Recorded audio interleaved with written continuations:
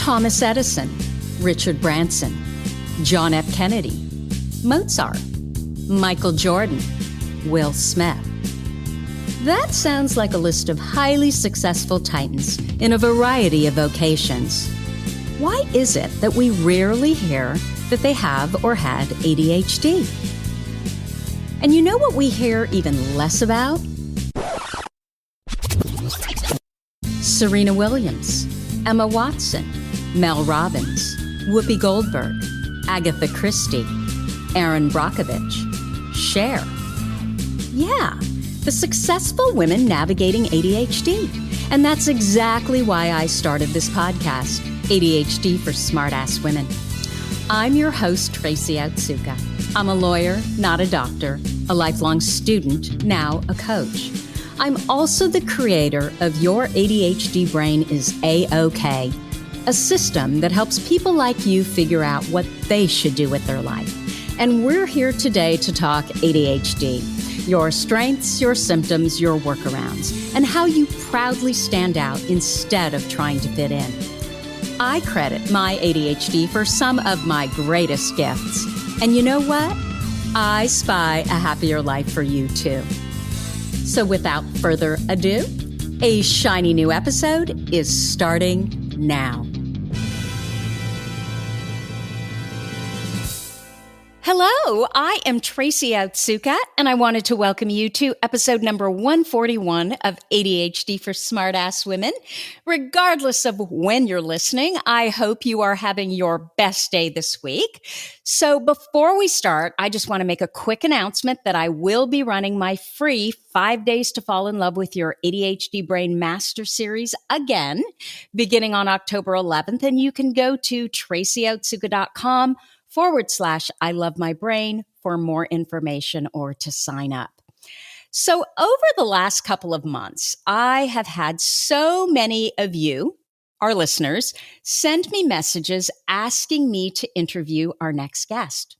So I took the time to go to her website and I loved it. And then I went to her TikTok. And oh my God, I love that even more because she was there in person giving tips on how to get your laundry done and your kitchen and refrigerator organized. You know, all those things that our ADHD brains often struggle with. But beyond that, what came across to me in her TikToks was just how kind she is and so likable. And she makes everything so simple. And I just felt like, I've known this woman forever. So I am personally delighted to welcome Casey Davis with Struggle Care to our podcast. Casey Davis is a licensed professional therapist. She's an author, a speaker, and the person behind the mental health platform Struggle Care. Casey's compassionate and practical approach to self and home care for those dealing with mental health, physical illness, and hard seasons of life have netted her over 1 million followers on social media in less than a year. Her book, How to Keep House While Drowning, has sold over 27,000 copies and is currently an Amazon bestseller. Casey Davis began her therapy journey at 16 when she entered treatment for drug addiction and mental health issues. After getting sober, she became a speaker and advocate for mental health and recovery. Here we go again, right? Evidence that our best purposes give meaning to our past. Professionally, though, Casey has worked most of her career in the field of addiction in roles such as therapist, consultant, and executive director. She lives in Houston with her husband and her 2 daughters. Casey, did I get all of that right? That was perfect. Wonderful. So can we talk about your ADHD diagnosis first? Would that be okay? Absolutely. So what were the circumstances surrounding it? Oh, this is just the best story. So I actually am recently diagnosed. Okay. So I was diagnosed earlier this year. And about a year ago, I started my TikTok channel. And I started posting videos of me cleaning and these sort of funny ways that I have learned how to hack my own mind and making care tasks easier for me. Now, I had no idea this was related to ADHD. I just kind of thought, oh, I'm someone who gets overwhelmed by cleaning. And I had sort of developed a lot of these compensatory behaviors over my lifetime to kind of get through life. And as I was posting these hacks, these tips, I started getting a pretty big following. And a large number of that following were people that had ADHD. And I would get questions, oh, do you have ADHD? And I'd say, no, I don't have an ADHD diagnosis.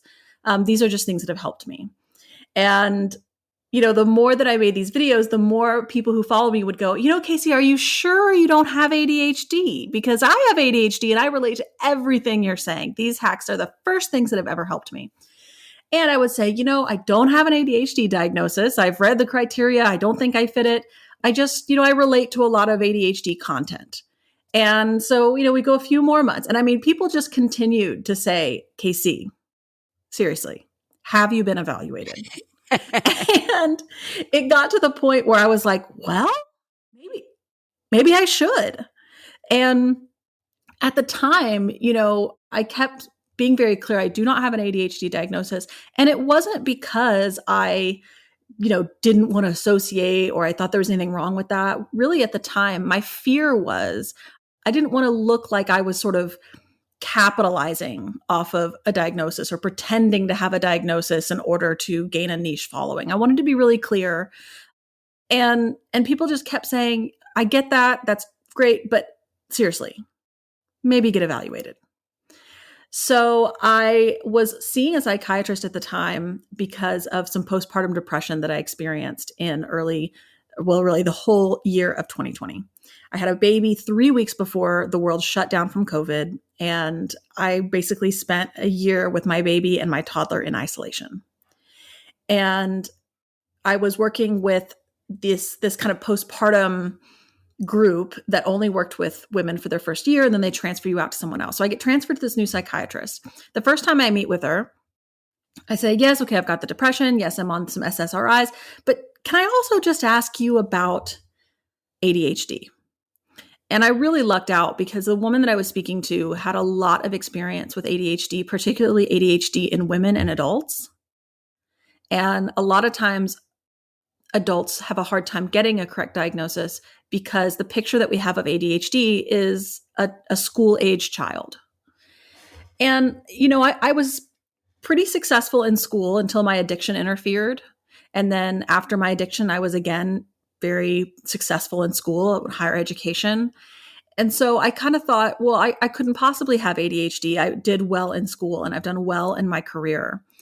But when I talked to this doctor, I said, this might sound nuts, but I have this TikTok channel. And I literally just laid it all out. And I was kind of embarrassed to tell her, I think I might have ADHD because people on TikTok are telling me that.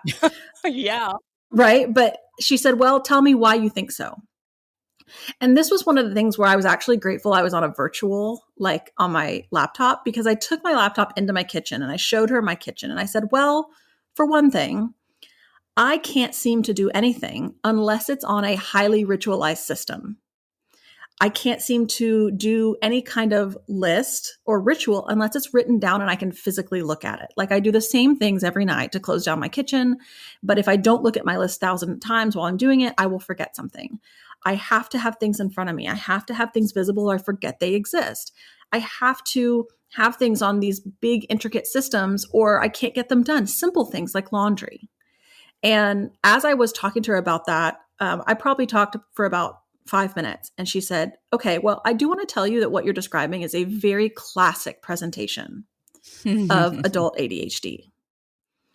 And she asked me a lot of questions about my childhood. And I shared with her that I had an early diagnosis of auditory processing disorder. She said, well, there's a very high correlation between auditory processing disorder and ADHD. I said, I also am dyslexic and have dyscalculia. And she said, well, there's a very high correlation between those learning disorders and ADHD. And these are things that are missed in girls a lot, particularly because ADHD isn't about not being able to pay attention. It's about not being able to regulate your attention in the presence of boredom, fatigue, or distraction. And she said, and the reason why it gets missed is because if you genuinely enjoy school, then you're going to pay attention. And because I shared with her, I always paid attention in class. I enjoyed learning, but I never did my homework. Oh, geez. Yeah. Because I would tell myself, oh, I'll remember that and not write it down, or I would write it down and then forget that it exists. And she explained to me that, okay, so you're able to perform really well when you're in a structured environment, but when you're not in a structured environment, you cannot regulate your attention, your emotions, all these things. I said, well, yeah, basically. She said, yeah, well, that's a pretty classic presentation of ADHD. She asked me about my addiction history, and I shared that with her. She said, well, I mean, you know what I'm going to say here. There's a very high correlation between addiction and those that have ADHD. And it got down to even like oddly specific things. She asked me if I'd ever had any tics. And I said, there was one period of time shortly after my parents' divorce where I developed a vocal tic, where I would talk, and I would kind of make these little noises.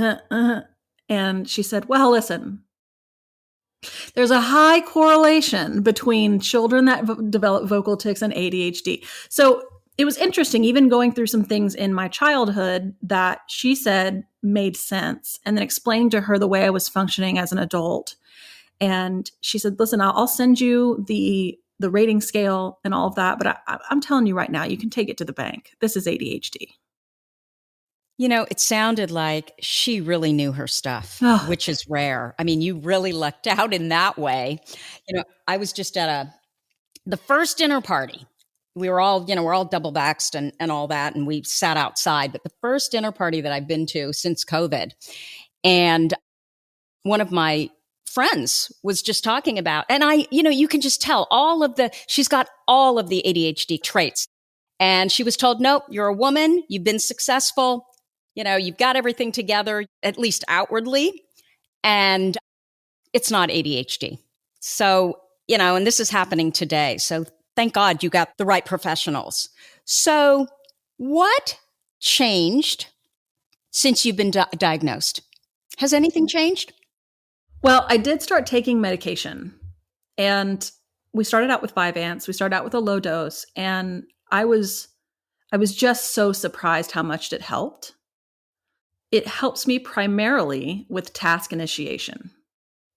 And the way that I describe that is that, it used to be that if I'm sitting in a chair and I'm thinking to myself, I need to go do my laundry, the transition from getting out of that chair into doing the laundry was like walking through molasses. It was so difficult to sort of psych myself up mentally to do it, to get my body to start moving. And I used to think, I struggle with motivation. I struggle with the motivation to do my laundry, but that's not really true. Motivation is a desire and a drive and a recognition of the value of something. And I did want to do the laundry. What I was struggling with was task initiation. And once I started on medication, what I found was that the transition between sitting in a chair and getting up to go do the laundry, it felt as though somebody had greased the rails. There was no resistance anymore. And not that it fixed everything. And really the most important thing that it really helped the depression. The hardest part of my postpartum depression was energy fatigue. And I started looking back on the postpartum depression that I had experienced, that it had gotten a lot better. And I have an interesting experience with depression. I've had two outside of addiction, because there was obviously a lot of depression and addiction, but outside of addiction, there's two times in my life where I experienced a depressive episode.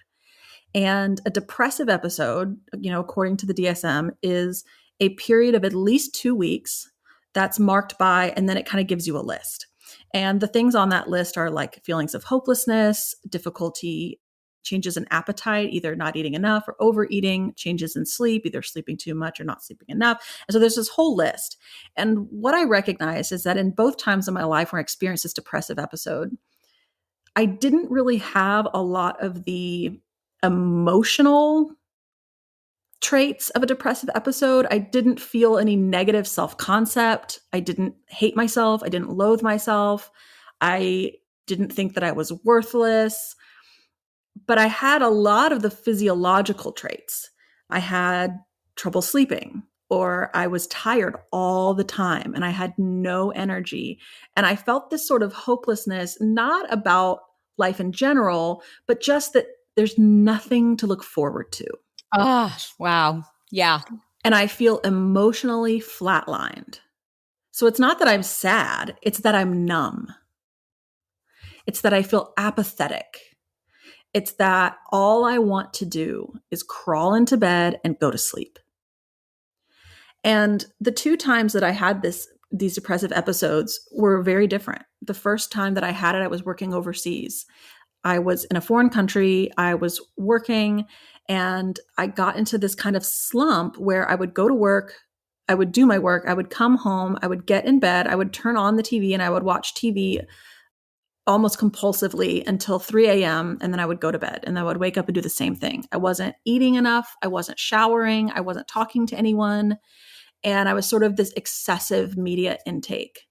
And I wasn't, well, and so let me tell you about the second time. The second time was postpartum with my second baby, where I was on my phone all the time. I was sitting on the couch all the time. I couldn't get myself to do anything around the house. I was sort of bare minimum taking care of me and the kids. And all I wanted to do was either look at my phone or crawl into bed and go to sleep. And what I recognized about both of those times is that although they were very different, right? Single in a different country, married with kids at my house, what they had in common was isolation, number one, right? Being in another country, not being surrounded by people, being postpartum and lockdown. They were isolation. 2 was boredom. I was bored at my job at the time, and I was obviously bored with, the minutia of the postpartum period. And that my intake of media at the time wasn't about numbing out. It was about feeling something, because I felt so numb that, getting engaged with TV or media or social media was allowing me to feel something. And I went back to my doctor and I said, I've been thinking about this depression, and this might sound crazy, but I think my depression is related to my ADHD. I know that ADHD has to do with sort of a misregulation of dopamine and some other neurotransmitters in the brain. And it really seems like when I get into periods where I am isolated and bored, I start to feel completely numb and apathetic. That's so interesting, because one of the things that those of us with ADHD need more than anything is connection. I know Ned Hallowell calls it vitamin K. Mm-hmm. So that makes a lot of sense to me. Yeah. All the things that they talk about that regulate the interest and the meaning of someone with ADHD, novelty, challenge. Yep. And I didn't have any of that. And it was like my brain just couldn't keep up. And all of this story is to tell you that when I got on ADHD meds, it did more for the depression than anything I had tried. Wow. Well, and that would indicate, at least to me, I'm not a medical professional, but that the depression was because of the ADHD. That was my conclusion. The other way around. Mm-hmm. Huh. So that's really interesting. Yeah. The biggest thing that's changed for me was, I talk more about ADHD on my channels with my friends. And there was this other feeling of, it was grief. I had done a lot of work, and anyone that knows my work knows that it's all about self-compassion and giving yourself grace and sort of stop thinking that certain things in life are these moral obligations. And I had just done so much work over my life and worked so hard to get to a place where I said, this is me. I'm messy. I forget things. And that's okay. It's okay that I'm like that. I have lots of great qualities. And then I got this diagnosis, and it was like, there's a reason I'm like this. Yeah. Mm-hmm. And it's not like, oh, and now I finally know it's okay to be like this. It was more just this grief of, I had to work so hard to accept myself. And if I would have known earlier in my life that I had ADHD, I wouldn't have had to work that hard to not hate myself. Well, and the thing about it is, again, this is another example of an ADHD diagnosis that basically happened by accident. Mm-hmm. And so I question, because had you not started the TikTok channel, who knows when you would have figured this out, right? Yeah. And it made my whole life make sense. Yeah. It made sense why I was, thrill seeking and getting addicted at such a young age. It makes sense why I wasn't able to do homework and why, I was developing, because I am an intelligent person. I was developing these compensatory behaviors at an early age, but then I would get into situations where the compensatory behaviors didn't work anymore. And then suddenly there was this deep failure that seemed like it was out of nowhere. Yeah. So can I ask you, you had all this mental health training. So what is going on in mental health where therapists aren't taught about ADHD? Well, I can tell you, In women, I should say, in women, right? well, we're not taught about ADHD at all. I mean, Mm. my experience having a master's degree in counseling, I went to school for 3 years for that master's degree. I had one class, and the one class is called Abnormal Human Behavior. And that's the class where you learn the DSM. And the DSM is the Diagnostic and Statistics Manual that describes all of the different mental illnesses and neurological illnesses and various, neurodivergent neurotypes. One class. And so I did learn about ADHD, but I also was learning about major depressive disorder and OCD and autism spectrum disorder. It's one class where you're learning all of these, and you're learning the criteria out of the DSM, and you're being tested on the criteria out of the DSM.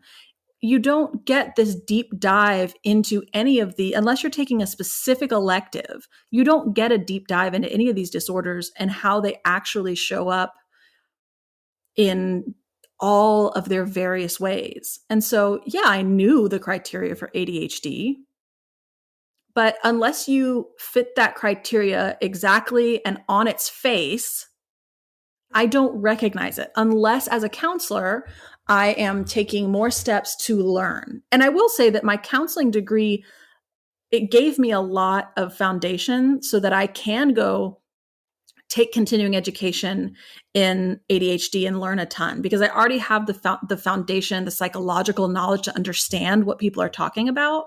Mm-hmm. But unless a person with a master's level education in mental health has taken specific effort to educate themselves in ADHD, they are not equipped to know anything other than what ADHD looks like on their face, unless they have specifically taken the time to get experience or knowledge in ADHD. But we do not come out of counseling school equipped to really assess ADHD. So if you wanted to, could you take a class specifically on ADHD, or would it be part of, a number of different mental health conditions? Well, it depends on what school you go to, and it would be an elective. So you could choose to do that. And of course, I choose now to take my continuing education credits in ADHD and other sort of things that interest me that my experience is in. But it's not something that I was taught in school, except for that one little sliver of the class as a requirement. And so your continuing education credits that you take, if you take them in ADHD, what is that training like? I mean, is it just, again, very topical? Do they talk about emotion, or because the DSM doesn't mention emotion, there is no emotion component? My experience is, and each sort of continuing education is different, but my experience is that I've gotten a lot more out of a continuing education because they'll typically bring in an expert, an author that wrote a book. And, experts, they all have their strengths and their limitations, but I've learned a lot more through doing it that way. Okay. That's good to know. I think I had heard, and I can't remember what medical expert told me this, but that he had, I think, 30 minutes of discussion around ADHD, and that was for medical school. So we can see why we're in the position that we're in right now. No, totally. And I think just like my provider mentioned, when we talk about, can you pay attention? It's not that people with ADHD can't pay attention. It's that for someone who's neurotypical, their attention regulation is based around importance, and ours is based around interest. But that means that, again, if you have a child that is interested in school, they like school, You're not going to see that type of distractibility in school that you might see with someone who's not interested in school. And there's just a lot of ways in which it's hard to suss out these things. Another thing is, I went to drug rehab when I was 16 years old. I went for 18 months. Wow. And one of the things that they sort of honed in on while I was in rehab was that I was constantly correcting people and interrupting people and not listening. And the way that they conceptualized those traits was that I was being selfish, that I was sort of a know-it-all. And to be fair, I was selfish and I was a know-it-all. Okay. But they were sort of identifying, we're trying to give you this feedback on how you can get better and solve this addiction, but you're always interrupting us. You're always assuming you know what we're going to say. You're always sort of correcting people from across the room when you hear them. And so they're trying to give me these tools to help me with my addiction recovery. But in that, I sort of went through this very heavy behavior modification where I learned, hey, you can't interrupt people when they're speaking to you because A, they find that rude. B, you look like an asshole. And, C, it's good to listen because you may not know what they're going to say, yada, yada, yada, right? So I learned how to curb that behavior. So, okay, now I don't interrupt people. I don't finish people's sentences. I don't do these things. So, 15 years later, I'm taking this ADHD assessment. It says, do you interrupt people? Well, no, I don't. Do you finish people's sentences? No, I don't. But what I do is that when someone's talking, before they have finished what they're saying, I already know what they are saying, how they're going to end their sentence, and I know what I'm going to say in response. Now, I know not to interrupt them, but what I do is I hold that thought about what I want to say in my head, and all I can think about is what I want to say and listening for the appropriate pause that I can say it, which means I'm not actually hearing what they're saying anymore. And I will forget what I want to say if I don't think about it really, really, really, really hard.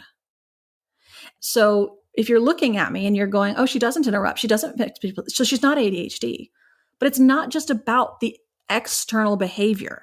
And we see this in all sorts of neurodivergent people, whether it's ADHD, autism. You can make me act differently. You can make me not have the quote unquote external symptoms, but you didn't make me any less ADHD, right? You could through behavior modification, get someone with autism to learn how to make eye contact, but you didn't make them less autistic.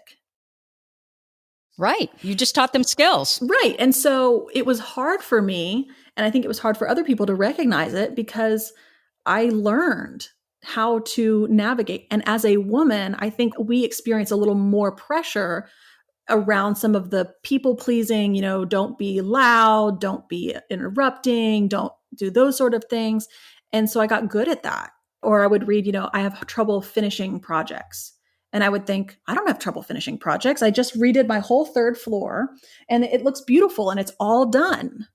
And I got up from my chair. Now, not to mention, I actually had to have my mom fly in for the weekend to get it done because I know that it's much more fun when someone's there. And I know that I'm much more likely to finish it when my mom is with me.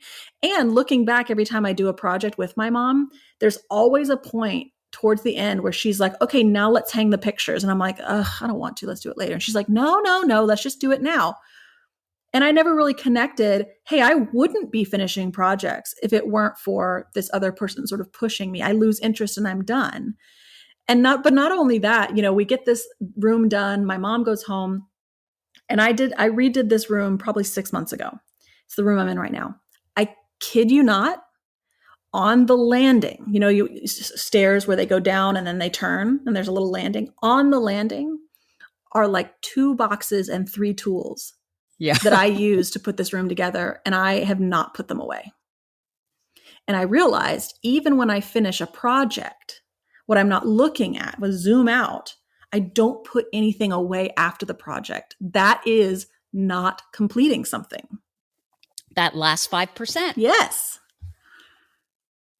So can I ask you, you mentioned that you had early diagnoses of auditory processing disorder, dyslexia, and dyscalculia. Mm-hmm. How did that play into all of this? I'm just wondering if you ever thought, well, those were the issues rather than, anyone ever considering ADHD. Because, I mean, I've had that experience, certainly with my son, where you get the ADHD diagnosis and it's like, okay, we're done. That's it. And then later on, all of these other things unfold because, comorbid conditions. I mean, we have a lot of them. Yeah. And I had to kind of go back and even ask my parents, how did you guys even notice these things? And Mm-hmm. because I was so young when they caught it, I was like in early grade school, maybe second or third grade. And she was like, well, it was just sort of the obvious ones. You were writing your B's as D's and stuff like that. And you transposed numbers, and they did some testing and found that you met this. And the other part was that with the auditory processing, they were realizing, and I don't know what behavior they saw that sort of led them down this, but that if I can't see somebody's mouth moving, I have a difficult time understanding or hearing what they're saying. And so, my parents immediately got me into some testing, figured out what it was, and then, advocated for accommodations. So they moved me to the front of the class where I could see the teacher. They told the teacher, you cannot turn around and write on the blackboard while you're talking, or she will not be able to understand. And they put me through, I spent a whole summer doing a remedial program that worked with dyslexia and dyscalculia. And what I remember, of course, is sitting with the tutor and doing the workbooks. And when you finish the workbook, you get to go to the prize closet and get the prize, right? You get your water gun, you get your stuffed animals. And after that summer, it was like a total non-issue. They really intervened kind of hard and heavy at a really young developmental age. And I've never had any other issues. Occasionally, when I'm very, very sleep deprived, I will transpose letters, but that's it. I've never really, it's almost been a non-issue in my life. I forget that I ever had the diagnosis.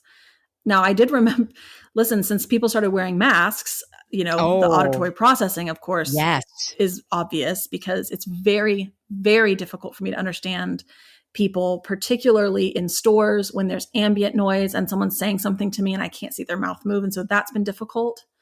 But none of those diagnoses have been debilitating to me. And I think probably because my parents had such early intervention. Which is so incredibly important, as I was just alluding to. Well, my son is 19. He was diagnosed with ADHD at 12. We've had 3 neuropsych evaluations. He was just recently diagnosed with dyslexia. And we've known all along that there was something else. And the deal with dyslexia is if you treat it, there's dyslexia therapy, apparently. If you do that very early on, then their brain, actually, neuroplasticity can change and it can accommodate what it is that they need in order to be able to read.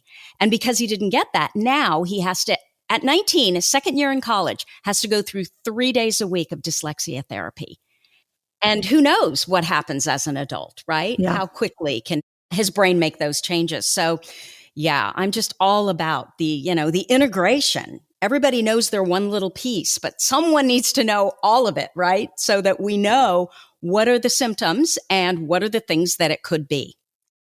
Yeah. And it can also, rear its head later in life because, for example, because I really liked school and I liked learning, I would listen in class and then I would absorb it. I would take it in. I mean, I would totally retain all of the information and the interconnected concepts.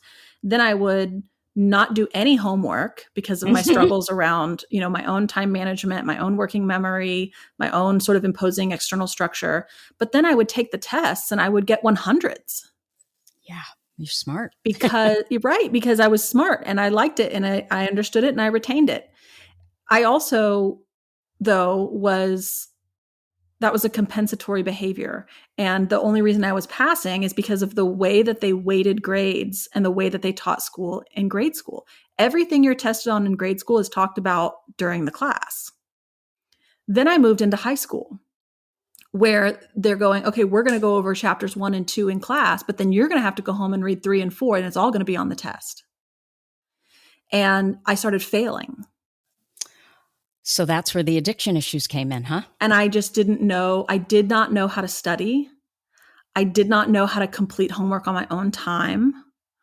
And, there were some emotional things going on at the same time of around, feeling unworthy and really looking for meaning that contributed to the addiction. But in terms of the academics, nobody noticed that I wasn't keeping up because I was doing fine. I was getting good grades. Even when teachers would get frustrated that I wasn't doing my homework, I was still being successful in school and moving on. Then I get into high school, it all falls apart. Then I finally get sober, I go to college. I have to relearn how to study, how to teach myself things, how to have structure around getting homework done. I had to teach myself all of that. And so there's ways in which these things can kind of go unnoticed because we either are developing compensatory behaviors. This is what happened to me in math. Okay. I struggle mightily with math. And when they would teach us, here's how you solve this math problem at a very beginner level, first grade, second grade, third grade, I never learned that. I never learned how to solve a math problem. But at that level, I had such high intellect that I could look at a math problem and use my logic to figure it out. I could just use logic. I wouldn't do it the way it was supposed to be done, but I would be drawing things. I would be sort of doing my own way of approaching it. And then I would get an okay grade. But at some point in learning math, it moves beyond something that you can just logic out. And you have to rely on formulas. And I didn't know how to do that. And nobody caught that until high level math. Your story is my son's exactly. And I say all the time, smart kids fall through the cracks. Wow. So you are such a good storyteller. I don't even know where we went. We weren't supposed to go there, but man, it was powerful. So let's talk about TikTok. Can we make that change? It's Absolutely. A little lighter. Happy to. What in the world made you decide I'm going to start a TikTok channel? Oh my God. My sister kept telling me, hey, get on TikTok. It's so funny. It's so funny. So I just got on like every other bored quarantine mom, right? To look at videos and scroll through. And I posted a few videos that nobody looked at. And then I posted the video of me cleaning my house, talking about this is how I break it down so I'm not overwhelmed. And this is sort of the famous 5 things tidying method that I use, where when I look at a room and I see 1,000 things, I get very overwhelmed. And there are so many steps for, okay, pick up this thing. Now look at it. What is it? Where does it go? Does it have a spot? Okay, let's put it in that spot. Oh, it's in the other room. Let's go there. Oh, let's look at this thing. Or it doesn't have a spot. Where do I put this? And I do that twice and I'm fatigued and I'm like, oh my God, I don't see any progress. This is taking forever. So it was just awful. And I figured out at some point in my life that if I sort of broke it down into categories and turned it into a little ritual and almost a game, that I could get through it a lot faster. And so I told myself, okay, there are not 1,000 things in this room. There's only 5 things. There's only 5 things in any room. There's trash, laundry, dishes, things that have a place and things that don't have a place. And I would get a trash bag and I would pick up all the trash. So I wasn't thinking about each object or having to make decisions about each object or switch tracks with each object that I picked up. I was just sort of going on this single-minded mission to throw all the trash away. And then I would do the same thing with the dishes and the same thing with, right. And so I would kind of go through that. And that's how I would get my room cleaned really quickly without feeling overwhelmed. So I made a video of this and it kind of went viral and people started asking questions. And this last year, the whole channel has really come out of this. People asking me questions, people saying things like, I've always felt ashamed that I'm not tidy. I've always felt ashamed that I can't stay on top of care tasks. And me answering them and saying, there's nothing to feel ashamed about. Care tasks are morally neutral. They have nothing to do with being a good or bad person, with failing or succeeding in life. And there are a ton of reasons, both visible and invisible barriers, why someone might struggle to get these care tasks done.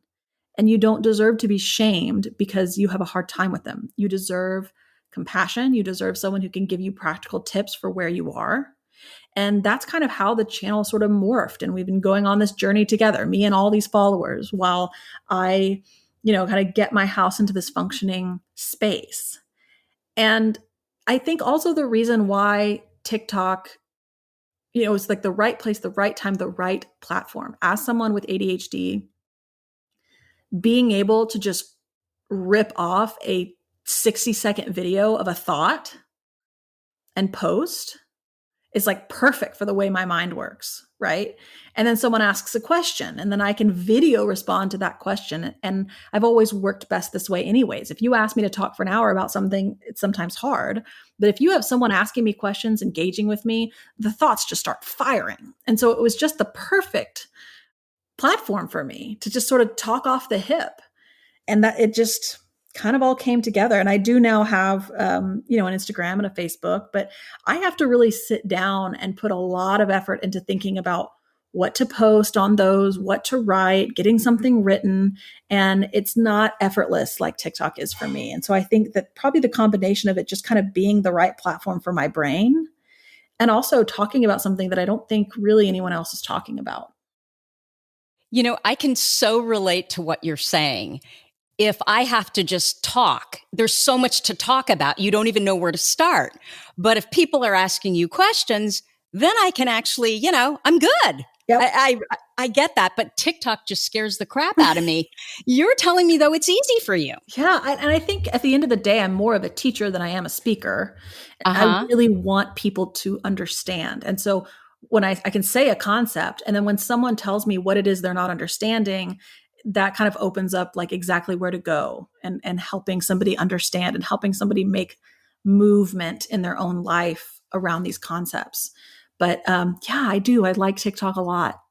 The thing about you, though, Casey, is that you are so authentic. And that is what just completely comes across. It's not one of these challenges where challenges. It's not one of, what did I mean to say? It's not one of these, but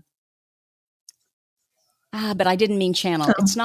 It's not a specific, what am I trying to say? So, in Instagram, it's not a feed. Yeah. It's not a feed where everything's all polished and you can tell it's all set up. And no, you're just Casey and I think that authenticity that makes people feel so good about themselves, right? That, well, look, she struggles too. And I would suspect that doing this TikTok platform has really helped you also stay on top of what it is that you want to stay on top of. Absolutely. It really introduced a lot of meaning into my life. I think, especially, going back to talking about some of the depression being related to feeling bored and isolated, all of a sudden I was connecting with people. Yeah. And I was helping people. And I love being a mom. And I think it's such an important role. But a lot of the really, really heavy, important things we do as parents doesn't have the direct feedback loop. Like, I know I'm doing the right thing when I tell my daughter she has to take a bath, but she's screaming in my face about it. She's not going, "Thank you, mother. This was so life-changing that you said this to me." But to be honest, like the people on TikTok do, they're hearing something and then giving you that direct feedback of, "Hey, this was helpful to me." And if anyone kind of into Enneagrams, I'm a 9, which is the helper. And that really is meaningful to me to feel as though I'm helping people. And so it introduced a lot of meaning and fulfillment and passion into my life in a time where I really needed it.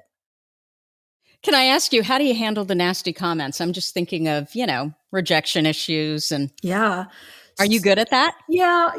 I'm not saying that I don't get upset, that I'm not bothered, but I do think that at a really, going through rehab, there were a lot of things that happened in rehab that were hurtful or damaging. And there were a lot of things that happened in rehab that were really, really helpful and beneficial to me.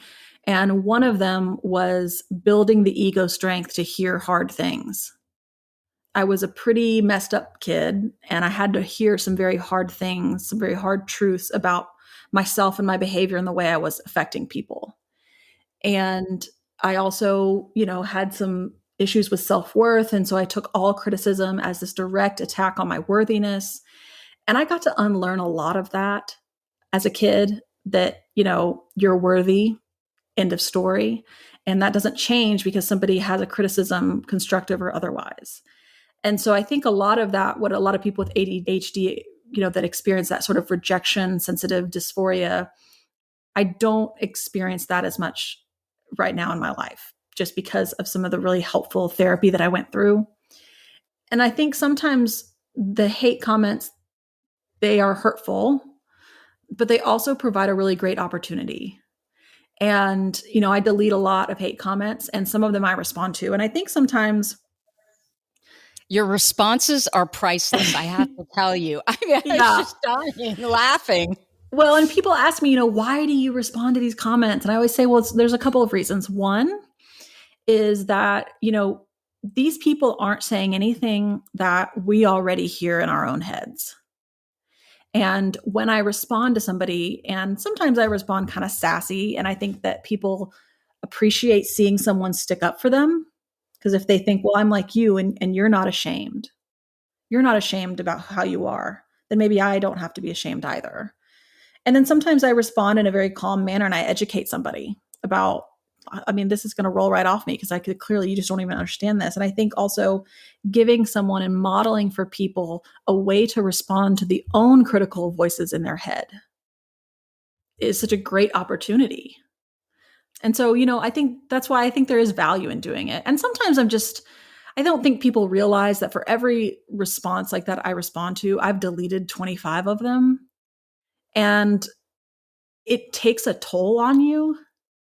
I am pretty open about the fact sometimes I just want to tell people to F off. And so I do. No, I love that. So let's talk about what you came here to talk about finally. Can we talk about laundry? Absolutely. Why do we struggle so much with laundry? What the hell? I feel like laundry for me is like, it involves all of the executive skills that I am weak at. So, first of all, it's multi-step. And those steps cannot be done all at once. Like there's this built-in, you have to wait for it to be done. You have to wait for this. You have to wait for that. And, with my working memory, I will put something in the washer and 3 days later walk by the laundry room and go, oh shit. Totally. And it's all moldy, stinky. Yes. Yeah. And then I'm overwhelmed. Or I can get it into the dryer 3 days later and then I'll pull it out of the dryer, but I don't have time to fold it right then. So I'll go do something else. Then I'll forget about it. Then I'll come back. Then it's wrinkled. Then I'm overwhelmed. So then I ignore it and procrastinate it because I don't know what to do. Right. Then I'm going to come back and maybe I'll try to fold it. My kids are going to pull it all off while I'm folding it. And I'm going to get frustrated with the stress management. And it's just a cluster. It's a long ritual. And it's difficult for so many reasons. I never considered that it's the multi-step because you can be totally raring to go. I'm going to get this laundry done and then wall, right? Mm-hmm. You have to wait. And then by the time it's ready to, I guess, go into the dryer, you're like, nah, I'm out. Yeah. Yeah. I can get into the zone and put together a cabinet that has like 943 steps. But if in the middle of that, it was like, and now wait for the glue to dry an hour. I'm like, well, the next half of this is never getting done. Totally. Okay. So what do we do to make it easier? You have a system. I have a system. Yeah. And really it starts by recognizing that being bad at laundry is not a moral failing. Because when we really believe there's one, it's this moral obligation to be on top of your laundry, to never be behind on laundry. And if you are, you're a bad mom, you're a bad spouse, you're a bad partner, you're not a valid adult. That really keeps us locked in this space where when we look at the laundry, we look at ourselves, if it's a moral obligation to be on top of your laundry at all times and you can't, then you're always going to look at you as being the problem. I'm not good enough at this. I am lacking something. I am failing.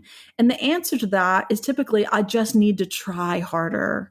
I'm lazy. I just need to try harder. So we continue to quote unquote, try harder and nothing ever gets better because what's wrong is not us. It's the system. And once we realize that laundry is morally neutral and that it doesn't matter how you do it, and that it's just functional, and the function is to create clean clothes. And if you're just living out of a clean laundry basket, there's nothing, that's fine. You don't have to change anything about that unless you want to. We start to realize that there are no rules about laundry. It's just a functional process. You can do it any way that helps your brain get the task done. And once I realized that, it got me out of the box and getting creative about, well, how can I change my laundry system to fit my brain, not change myself to fit how laundry is quote unquote supposed to be done. So one of the things that I did, we in our house are blessed enough to have a really big ensuite closet.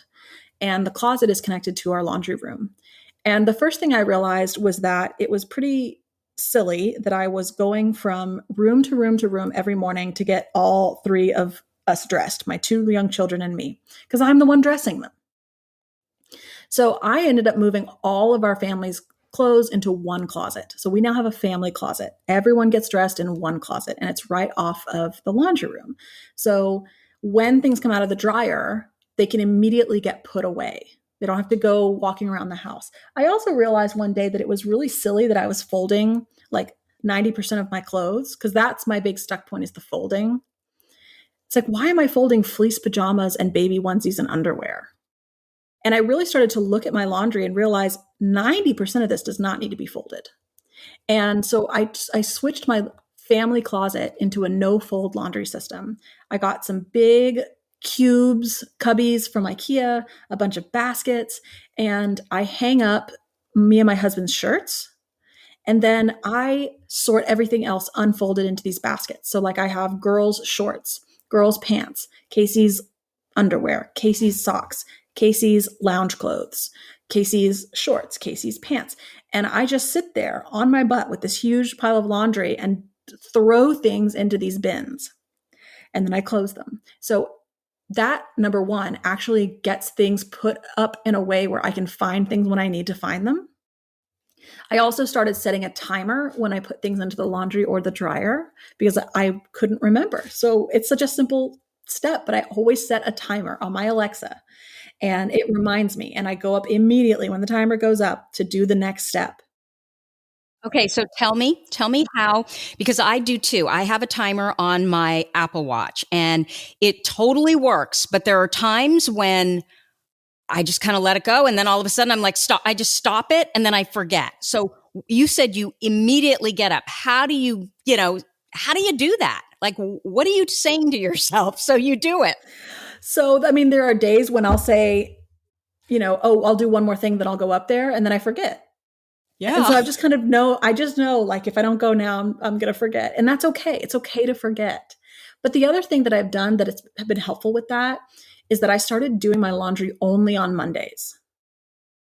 I only do laundry on Mondays. And every Monday I do all the laundry. Now, the reason that's helpful for me is because with working memory, if I put something in the laundry, I forget about it. And then the timer goes off. And then if I don't go up there, I'll forget about it. But I started doing laundry on Mondays. And when I did that for about a month, laundry and Monday started being connected. And my brain sort of shelved laundry and Monday together in my short-term memory. So all day long, as I am aware it's Monday, I think periodically about the laundry. That's also my only main care task I have to do on Mondays. So I got laundry out of my working memories job and into my short-term memories job, where I now associate Mondays with laundry. I wake up, it's Monday. Oh, it's laundry day. So that even if I forget something, or if I forget to go open the timer, maybe a couple hours later, I'll go, oh God, it's Monday, it's laundry day. Sort of in the same way that, and I still forget this, right? But like if you have a certain day where the trash pickup comes, eventually you kind of learn to associate whatever day that is with trash. And so those are the three things that I've done that have sort of revolutionized my laundry. I only do laundry on Mondays, and on Mondays I do all my laundry. I set a timer in between the steps. I stopped folding my clothes, and I have a family closet. So I guess 4 things that I changed. And now for the first time in my whole life, my laundry is consistently done and available to me in a way that makes sense. So when you think about laundry now, how do you feel? I like it. I mean, I don't like it. Like I'd obviously rather be doing something else, but I get I went from it being just like a total drudgery to like, I kind of get the reward kick from it because I've put it into a system and I like systems. And when I accomplish something within a system, it feels rewarding to me. So you have discovered that by doing your laundry the way you are now doing it and being successful at it, that actually kicks up your dopamine. Mm-hmm. Huh. I love it. Okay. Talk to us about the ADHD refrigerator. This is brilliant. I haven't done it yet, Casey, but I'm going to go do it. Can you talk about it? Totally. So I realized I've been trying, I'm not a big veggie eater. I don't really like vegetables, but I've been trying to feed my family more vegetables. And what I found was that I would go to the store, have all these high hopes and dreams, come home, put them where they're supposed to go in the refrigerator, which is the crisper drawer. And then I would forget about them. And I realized one day, when my kids are hungry and they're whining about it and I need something quick, I'm opening the refrigerator and I am making a decision about what to make for them based on what I see in there. Because I'm thinking, I don't know what to make. And I'm opening it and looking around. And I realized, okay, I need to move this produce to a place that's visible so that when I open it and I go, what should I feed them? Oh yeah, I have a cucumber. And so I realized that I need to take all of these condiments out of my door and put them into these crisper drawers. Because when I want a condiment, I know I want that condiment and I'll go searching for it. And condiments don't wilt, right? Right. This is brilliant. And I started putting my produce in the door so that when I thought, what am I going to feed these children? And I opened the door and I saw the produce, I would go, okay, I can get some of that. And it's been like that for a couple of months and it's revolutionary. So I keep all my condiments in the drawers. I keep all my produce in the doors. And now I am remembering to eat my produce. You have a comment on one of your videos that if you designed a refrigerator, it would be 6 feet long, right? Yes. And 1 foot deep. Absolutely. Front row only. Front row space. Uh-huh. I just think that is brilliant because you're right. Like when do the condiment, is on the doors, and we've got a pretty big refrigerator. There's so many of them. Most of them I should probably throw out. But how often do we use those? They could so go in the drawer. Mm-hmm. Love it. Absolutely love it. The other thing that you said that I'd love for you to talk about, because I just so agree with this. There is nothing wrong with paying for help. Amen. Yeah. And I pay for help, and it's not something that I talk about a lot on my channel because I'm aware that it's a privilege. And I really want to focus on giving tips that are most accessible to the most amount of people. So I never want to be like, well, just hire someone. But at the same time, I find that a lot of people feel this shame around hiring help with care tasks. They feel as though they should be able to do it themselves, or they're failing if they ask for help. And I like to challenge that for people. And can I say that a lot of people who feel this shame, it's never men, it's always women. Yeah, I mean, I don't know any man that feels exactly. shame about paying someone to mow their lawn. Mm-hmm. Or clean their house. Yeah, exactly. You kind of expect it, right? Yeah, and I really think that shame or that embarrassment is related to having this moral view of care tasks, that it's part of your job as a woman. It's a part of your value as a woman. It's a part of your duty or responsibility to be good, not just to do them, but to be good at them. And I like to challenge that in people. And I also think that people think that it's like a prescription drug, like you have to meet a diagnosis before you deserve the help.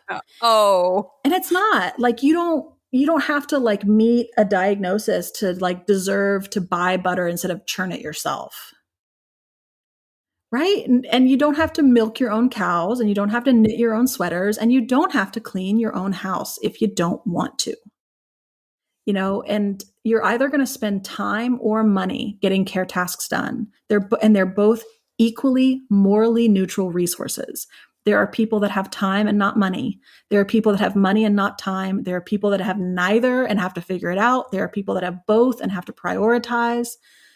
But you're going to spend either time or money on your care tasks, and they're just resources. They don't have any moral superiority which one you choose to get those things done. I love it.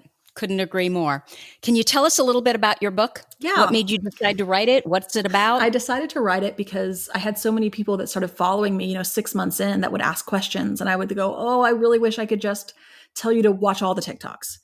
And because my philosophy on care tasks really kind of comes down to 6 main principles, because I found that I was really answering the same questions over and over and giving the same answers over and over. And they really went into these 6 main principles. So I decided to write a book so that somebody could kind of go and get that foundation. It's a very short book. I think it's like 60 pages. It's called How to Keep House While Drowning. You can get it on Amazon. And it's just sort of this little intro, and it's written so that you can read a chapter a day. The chapters are very short, 1 to 3 pages, or you could read it all at once. I also wanted to write a book so that maybe you have a family member or a friend that really needs this message, but they don't have TikTok. And you can kind of give this to them as a sort of, okay, let me fill you in on what we're doing here. Wonderful. We will have that in the show notes. We'll have a link to it. So you need to make sure that you give that to me. Sure. So, in fact, I think we already have it now that, I have this wonderful podcast producer who organizes everything now because, I hired her because I needed her. So what do you think the key to living successfully with ADHD is?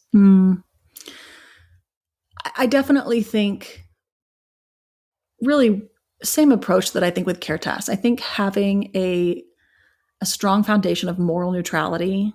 Your neurotype is not a moral failing. It's just the way that you are. And I think having a self-compassionate inner dialogue around the way that you are and knowing that it's okay and that you might need to do things differently, being willing to embrace adaptive imperfection, being willing to embrace adaptive routines, being willing whenever it's possible to say, the way that I am is legitimate. And it's okay for me to change my environment to meet my needs. And there will be times or environments that you can't change. And that's when you try to develop new skills or you ask for accommodations. And at the end of the day, your neurotype is morally neutral. I just love when you use the term morally neutral. And it's interesting because I think my thought, certainly around, these boring tasks that we struggle to do is, oh, well, we're just too smart. We're just too brilliant to do this boring, mindless work. We need something more creative. And so I almost look at it as, well, my brain is such that, that's not good enough. It needs more than that. And so I think that's why I probably don't have the guilt around those things that I'm just not good at, that are weaknesses of mine. I understand that. And I don't care because look at all the strengths. So I love that term that you use, morally neutral. Last question. What is your number one ADHD workaround? So it's really hard to pick, but I'll tell you the one that is like crucial in my life right now recently. My platform Struggle Care has really taken off. I've got the TikTok, I've got Facebook, I'm writing books, I'm recording podcasts, I'm, talking to people and selling online merchandise. And there's just so much I'm doing that I'm actually now doing quite a bit of desk work. And one of the things that is really difficult for me is the time blindness that happens when I get really focused on something. And so I actually have started using what's called a timer cube. Is that the Dadex cube? I think so. It's like this. I love that thing. Cube, and it has increments of time on each side. So mine is a 5, 10, 20, and 30 minutes. When I turn the cube to whatever is face up, the timer automatically starts at that time. And this thing is helpful for a lot of reasons. It's really helpful for multitasking or doing something that you don't like. So if I have to do something I don't like, I'll say, I'll do it for 10 minutes and I'll take a 5-minute break. And I can keep track of that. But I actually use it more for keeping time awareness. So if I have, this podcast, I knew I was going to do this podcast recording and I knew I was going to do it at 11:30 my time. So I sit down and it's 11:20. And I think, okay, I have some time to do something else. So I pick up my phone and I say, I'm going to look at some of my comments for a while. Well, I'll turn my timer cube to 5 minutes so that it will alert me, hey, 5 minutes has gone by, because I don't have that internal clock to remind me of that. And I'll start looking at my phone and then be late for the podcast recording. Yeah, totally. Or I'll start working on social media stuff and be late to pick my kids up. And I get so much anxiety over it. I'm either constantly looking at the clock and I can't focus, or I focus on something and I lose track of all time. So I love that I don't have to pick up my phone to do it. I love that I don't have to set anything to do it. I just turn it. I just turn it over, and I'm constantly all day long turning this cube as I'm working on things. And it's so helpful to me. I got it on Amazon. I just typed in cube timer. You and me both. I think it is probably the number one ADHD workaround for me as well. And it allows me to get out of my head sometimes, where I'm like, I don't want to do this. I don't want to do this. And I have a deal with myself. All you have to do is 25 minutes. And somehow you can just get yourself into action and get out of your head and just flip that cube, right? And there it goes. And you gotta start. And you know what happens when we start, right? We can't stop. So Casey, are you working on something that you want to tell us about? So I have a website. It's strugglecare.com. You can really see everything I'm doing on there. You can get links to buy the book. You can get links to my socials. It'll tell you about the podcast that I have not yet launched, but I'm pre-recording. It will give you lots of resources that I'm constantly adding to. And I'm going to start working on another book soon. And that there's just always more to come. There's a shop there with lots of things that you can buy, small little guides and things. So everything I'm working on is on that site, and you could subscribe to it to get more info too. And that's strugglecare.com. Mm-hmm. Okay. We'll also have that in the show notes. So Casey, thank you so much for spending time with us here today. You are just an absolute delight and so full of knowledge. Thank you so much. Absolutely. So that's what I have for you for this week. If you like this episode with Casey, please let us know by leaving a review. Our goal is to change the conversation around ADHD, helping as many women as we possibly can learn how their ADHD brains work so that they too may discover their amazing strengths. And you know what? Your reviews, they really do help in that regard. Okay, so I'll see you here next week. You've been listening to the ADHD for Smartass Women podcast. I'm your host, Tracy Outsuka, and we're available on iTunes, Stitcher, Spotify, and Google Podcasts. Not coincidentally, ADHD for Smartass Women, it's also the name of our free Facebook group. We're a totally smartass community of successful, ambitious women who share our ADHD wins, questions, and workarounds. Join us at tracyoutsuka.com, where you can also find more information on our Your ADHD Brain is A-OK system. I spy a happier life for us, and I'll see you again next week.